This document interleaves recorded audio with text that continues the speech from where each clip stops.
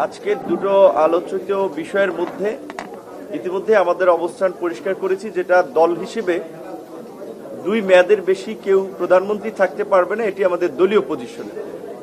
বাংলাদেশের সংসদের সময়কাল যেহেতু 5 বছর, সেই হিসেবে অন্য অনেকে বলেছে 10 বছরের প্রশ্নে, সেখানে আমরা বৃহত্তর স্বার্থে একমত পোষণ করেছি। 2 মেয়াদ হোক কিংবা 10 বছর হোক, এই জায়গায় আমরা একমত আছি, কিন্তু তারপরেও আমরা ঐক্যমতে পৌঁছাতে পারি না, এটা দুঃখজনক।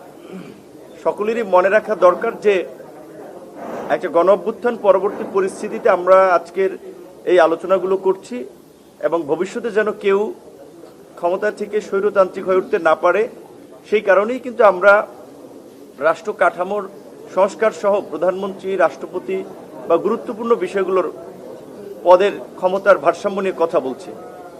রাষ্ট্রপতির নির্বাচন নিয়েও গতদিন আলোচনা হয়েছে, আপনারা জেনেছেন, সেইখানেও ঐক্যমতে পৌঁছানো যায় নাই। আজকে বাংলাদেশে আরো একটি গুরুত্বপূর্ণ বিষয়, যেটা এই মুহূর্তে অনেকদিন ধরে আলোচনা হয়েছে, এবং এই আন্দোলনের আমি মনে করি ম্যান্ডেট গণ অভ্যুত্থানের তো একটা সংবিধান পরিবর্তন করা বা সংশোধন করা। সেই সংবিধান সংশোধন কমিটি কিন্তু বিভিন্ন রাজনৈতিক দলের সাথে আলাপ আলোচনা করে মতামত নিয়ে তারা একটা খসড়া নিয়ে আলোচনা করছে। আমাদের দলের পজিশন ছিল যে সাম্য, মানবিক মর্যাদা, সামাজিক সুবিচারের পাশাপাশি গণতন্ত্র এবং ধর্মীয় সম্প্রীতিকে ইনক্লুড করা, যেহেতু ধর্মনিরপেক্ষতা কিংবা ধর্মীয় স্বাধীনতা এগুলো নিয়ে নানান ধরনের একটা মতানৈক্য তৈরি হচ্ছে, সেখানে আমরা ধর্মীয় সম্প্রীতির কথা আমাদের দলের জায়গা থেকে বলেছি। কমিশন অন্যান্য দলগুলোর প্রস্তাবের আলোকে তারা সাম্য, মানবিক মর্যাদা, সামাজিক সুবিচার এবং গণতন্ত্র এইটুকু তারা বিবেচনা করেই কিন্তু তারা আলোচনার শীটে আমাদেরকে দিয়েছে। এখানে আজকে আলোচনায় পৌঁছানো যায় না শেষ পর্যন্ত। সেখানে অনেকে বলার চেষ্টা করেছেন যে এটা পার্লামেন্টের যারা আপনার বিজয়ী দল বা যারা সরকার গঠন করবে তারা পার্লামেন্টে এসে ঠিক করবে। যেখানে একটা গণ অভ্যুত্থান পরবর্তী পুরো রাষ্ট্রযন্ত্রের সংস্কার নিয়ে আমরা আলাপ করছি, যদি পার্লামেন্টের উপরে আমরা ছেড়ে দিতাম তাহলে তো আজকের আলোচনার প্রয়োজন হতো না। সো জাতীয় ঐক্যমত্য কমিশন গঠনই তো করা হয়েছে যে রাজনৈতিক দল, নাগরিক সমাজ, বিভিন্ন সংগঠনের মতামত নিয়ে রাষ্ট্র সংস্কারের প্রশ্নে একটা ঐক্যমত করা। সেখানে ঐক্যমত কমিশনের এত অনৈক্য আমার মনে হয় যে আমাদের প্রত্যাশিত নয়।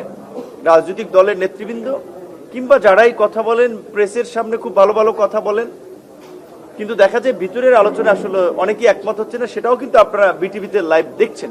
তো আমাদের প্রত্যাশা থাকবে যে যেহেতু 2 দিনের গ্যাপ নিয়ে আবার বুধবারে আলোচনাটা শুরু হচ্ছে এবং বেশ কয়েকটি বিষয় ঝুলে আছে, এনসিসি, দ্বিকক্ষ বিশিষ্ট পার্লামেন্ট, রাষ্ট্রপতি নির্বাচনের প্রক্রিয়া, প্রধানমন্ত্রীর মেয়াদ এবং সংসদে নারীর প্রতিনিধিত্ব, এই প্রায় 5-6টা বিষয় ঝুলে আছে, যেগুলো আলোচনা হয়েছে দফায় দফায়, একমতে পৌঁছানো যায় নাই। তো আমাদের প্রত্যাশা থাকবে যে রাজনৈতিক দলগুলো যার যার দলের জায়গা থেকে আলোচনা করে দলের একটা ক্লারিফিকেশন নিয়ে আসবে। এইখানে তো দলের বক্তব্যে রিজিড থাকার আসলে বিষয় না, সবার আলাপ আলোচনার সাপেক্ষে জাতীয় ঐক্যের স্বার্থে প্রয়োজনে নিজের অবস্থান থেকে একটু ছাড় দিয়েই তো ঐক্যমতে পৌঁছাতে হবে। এখন এইখানেও বারবার এসে যদি আবার আমাদের আসলে দলের ফোনের অপেক্ষায় থাকা লাগে যে আমাদের দল এটাতে একমত হয় কিনা, তাহলে তো এই ঐক্যমত্য কমিশনের মিটিং এ আসলে ফায়দাটা কি, বারবার যদি ওখানে ঝুলে যাচ্ছে। তো আমাদের প্রত্যাশা থাকবে যে অনেকগুলো মিটিং হয়েছে, অন্তত যে বিষয়গুলো ঝুলে আছে সেগুলো সহ প্রয়োজনীয় সংস্কারের জন্য যেন আমরা সবাই যার যার জায়গা থেকে একটু ছাড় দিয়ে হলেও একটা ঐক্যমতে পৌঁছাই, যার মধ্যে দিয়ে আমাদের প্রত্যাশিত আগামীর নতুন বাংলাদেশ আমরা দেখতে পাবো। বাংলাদেশের সমৃদ্ধি, ইতিহাস এবং সম্ভাবনার নতুন দিগন্ত।